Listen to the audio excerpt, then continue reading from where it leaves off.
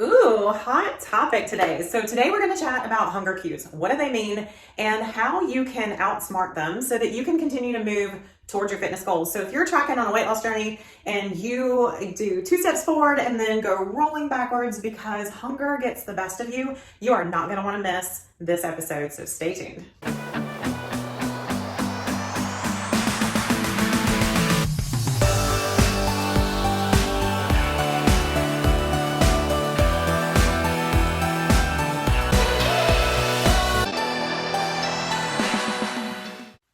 Hi guys, Lauren Valentino here. If you're brand new, welcome. I have been helping women just like you with their nutrition and fitness for well over 14 years, create amazing, sustainable lifestyles so that they can live in bodies that they absolutely love. So you're in a good spot. Make sure that you like this video, please, and subscribe, hit the bell to get notified, do all of the YouTube things for me. I put out new trainings often and definitely want you to grab the value that I have to share with you. So today, we're going to dive into hunger. If you are tracking on a fitness journey, you are probably watching the things that you're putting in your mouth. And if you're doing that, then you might be finding yourself struggling with hunger. So I'm going to peel back the curtain on that. So we're going to talk about, okay, why are you experiencing hunger? I'm going to give you all of the insight on things that you might need to modify so that you can function successfully and get to your goals. So without wasting any time, we are diving right in.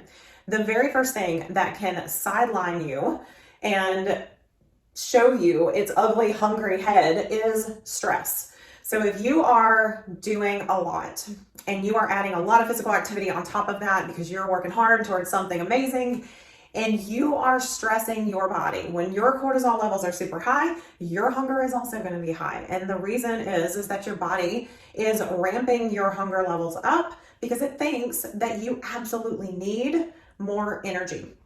So if you're under a stressful event, you're going to see your body cranking and you're also going to see your hunger elevate. So it's important that you implement some things to bring that stress level down. The most simple thing to do is to protect your sleep. Get a long, good bath before bed if you have time to do that. Breathe deeply at stoplights. Do some things to bring that stress level back down so that you can control the hunger. The second one is not eating the proper amount of macronutrients. So if your macronutrient intakes are skewed, if you're not getting enough protein, if you're not getting enough good healthy fats, and you're finding yourself eating more carbs or simple sugars, then you are going to continue that craving cycle, especially with sugar, guys. Sugar raises our insulin levels, and as they start to drop again, the body goes, ooh, that was fun, let's do it again. So you get that hunger cue immediately from your body that says, more please. So if you've ever gone through any type of sugar detox, you know how difficult that is. It's 3 days of mind over matter and some hard work to get on the other side of it. If you are interested in doing something like that, you absolutely have to grab our 7-day food and fitness fix. That program is inexpensive. It's 7 days of commitment. We set everything up for you to say goodbye to sugar for good, just to get on the other side of it. So check that out if you're interested and if you feel like you are definitely one of those people who are addicted to sugar. I know that sugar for me is tricky. It is just tricky. So I'm thankful that I'm on the other side of it, but I know that is something that I personally have to watch because once I start, I want to keep going. Okay, so number 3 is lack of sleep. Now, it only takes one night, guys, one night for our leptin and ghrelin levels to be thrown completely off. So if you are under 6 hours of sleep, again, sadly, it only takes one night. And our leptin and ghrelin levels are what lets us know that we are full and satiated and lets us know to stop eating. And those go completely haywire with just one night of disrupted or missing sleep. So protect your sleep, watch that. And then obviously sometimes if we know, okay, the sleep was off last night, if we come into it with mindfulness, we can definitely kind of step on the other side of it. So protect your sleep.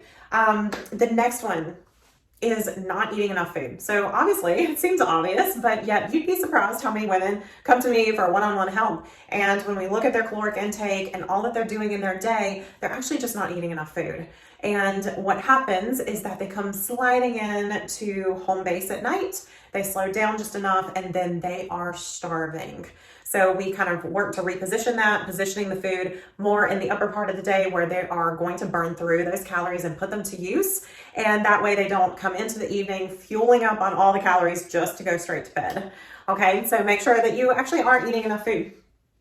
The next one is that you have increased your energy output. So if you are working towards some sort of fitness goal, you probably have decreased your energy input or at least modified what you're putting in your mouth. And then the other thing that you would be doing is you would be going, oh, okay, well, I'm going to do some more exercise. I'm going to, make sure to follow my workout session with cardio. So if you are increasing your energy output, your body's going to be hungry. So making sure that you are supplementing that energy increase with the proper nutrition. So always lead with protein is going to be a really simple way to look at this and to function with success towards your goal here. So lead with protein and then make sure, you've got some complex carbs, some vegetables in the mix if you're having to add more food, just to make sure that you don't just get really, really hungry and go nuts. Okay. So energy increase would be another reason that you are hungry.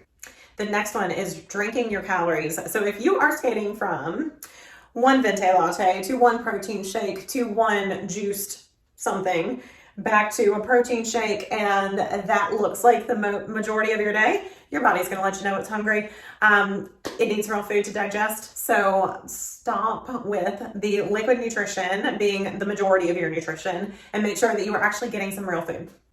Number 7 is too many refined carbs. So if you are a carbie, if you love your carbs, and the majority of those are refined carbs. So meaning anything that's not complex carbs. Complex carbs are going to be things like sweet potato, brown rice, oatmeal, things that have fiber in them and are slower for your body to digest. When you have fast acting carbs, refined carbs, you are absolutely going to crave more food. It's just what it is. So watch your carb intake, make sure that you are utilizing complex carbs. Another reason that you would be super hungry is you're dehydrated. So if you're not giving your body enough water, your body needs water to function, and those cues can be a little misconstrued if you are super dehydrated. So check in on your water intake. The simple math of that is you would want to do half of your body weight in ounces would be your kind of low end goal. So check in on that, see how you're doing. If you're like, that's crazy from the amount that I'm drinking now, then just slowly start to work that up at about 20 ounces a day until you get to that number.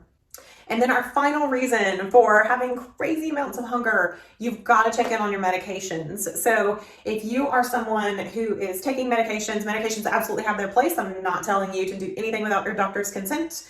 Medications have their place, but for example, prednisone is going to make you extremely hungry. Prednisone is an anti-inflammatory drug given for a myriad of different things.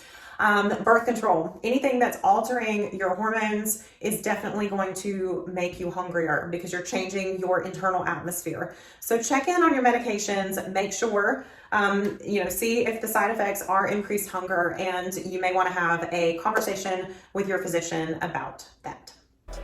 Okay, ladies, we have all the tools that we need to be on the other side of our hunger games, okay? So don't let your body play tricks on you. You know the things that you need to take a peek at if you are really struggling with hunger and what your hunger cues mean. If you have questions, of course, drop them below. I will circle back and answer those for you. And if you grabbed value from this video, share it with your friends. I greatly appreciate that. Helping me reach more people and grow our channel and help more women is what I'm all about. So have a great day, be blessed, and I will see you on the next episode.